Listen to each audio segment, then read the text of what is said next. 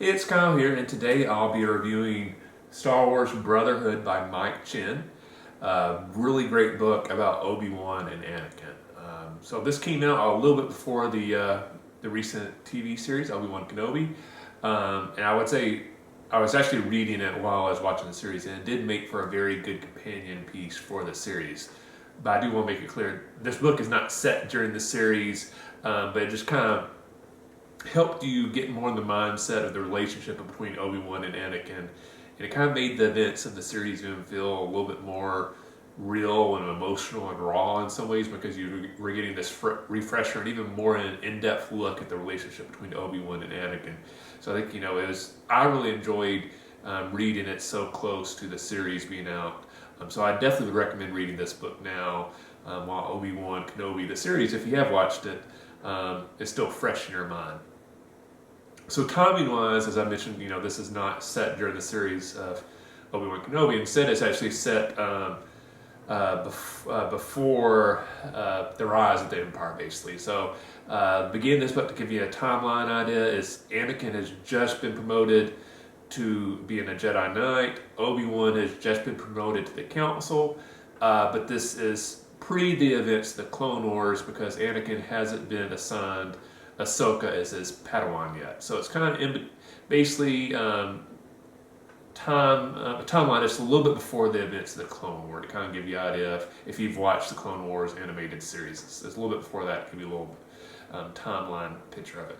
So the book is kind of exploring Obi-Wan and Anakin's relationship a lot, and how they're redefining it as they begin to transition from like master and apprentice to now technically colleagues. And obviously that's why the name of the book is inspired, brotherhood. They're becoming more like brothers instead of versus that more mentory student relationship that they had to have, and they're having to redefine it. That's why this book is kind of them struggling to figure out their new relationship, where they're technically equals, but Obi-Wan's still kind of a mentor to Anakin. Anakin's trying to assert his independence. In the events of this book, he just has got married to a Padme, so he's, in addition, a newly Jedi Knight, trying to figure out what that means for him. He's trying to figure out with Padme what their life is going to be like as a married couple, but married in secret. Obi-Wan is kind of dealing with trying to figure out what his role in the Jedi Council is going to be in that new role, and kind of trying to live up to that responsibility. But at the same time, a lot of worry and concern over Anakin, that he's been his Padawan for so long, but now he's his Jedi Knight, and now he's kind of on his own, and he's kind of worrying have I prepared him for this or not. It's a very interesting look between their relationships, which I think is why, to me, it made the events of the TV series even more personal, because you kind of see how close their relationship is and how they're trying to figure out how to define it in this book. And then you just kind of fast forward to what's happened by Kenobi, and you go oh God, y'all two are so close. How did y'all let this happen? The basic plot points of the book, beyond the relationship that I just explored, is this is kind of the early stages of the Clone Wars. Geonosis has just happened, somewhat recently, and there's been a terrorist bombing on the home planet of the Nemodians, which I apologize if I mispronounced that species right. I'm always horrible at Star Wars pronunciations.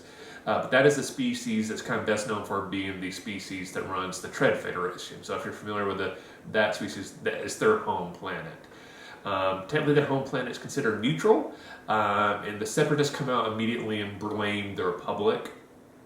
Obviously, the Republic doesn't think anybody with the Republic did the bombing, so they're trying to convince the Nemodians, hey, we didn't do this, somebody else did. It might be the Separatists, it might be somebody else, but it's not us. So as a way to convince them, they agree to send a Jedi there to investigate, and it's actually Obi-Wan Kenobi. So he's going there, but he has to go alone as a part of the deal, which I won't go into all the specifics of why this deal was made, but Obi-Wan has to go on his own. So this is kind of a struggle for Anakin, because he's been basically Obi-Wan's shadow for so long as his Padawan, and now as a newly Jedi Knight, he feels like almost he needs to be with Obi-Wan to make sure Obi-Wan's safe, but Obi-Wan's, and the Jedi Order specifically said, no, Obi-Wan has to go by himself. You have another mission. You need to do this. And Anakin's mission is actually kind of acting acting as a guide to some younglings who are getting some additional training to get them ready to be Padawans. So it's kind of Anakin's first foray into teaching. And if you watch the Clone Wars animated series, it's kind of, this part of the book is fascinating because you get a little bit of a sneak peek of Anakin being eased in to be ready for Ahsoka coming along to be his Padawan. So it's kind of interesting to kind of see this early stages as if Anakin's ready to be a teacher or not. I won't go into all the details, but because I don't want to spoil the entire book for you. But some events transpire on the planet while Obi-Wan's investigating that kind of brings him and Anakin together, and they're trying to unravel this mystery. And that's all I really want to get into this plot.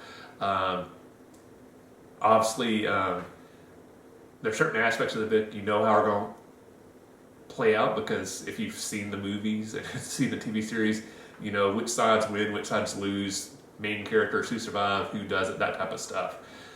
So the plot is very interesting and very entertaining, but to me the plot is not the key part of this book.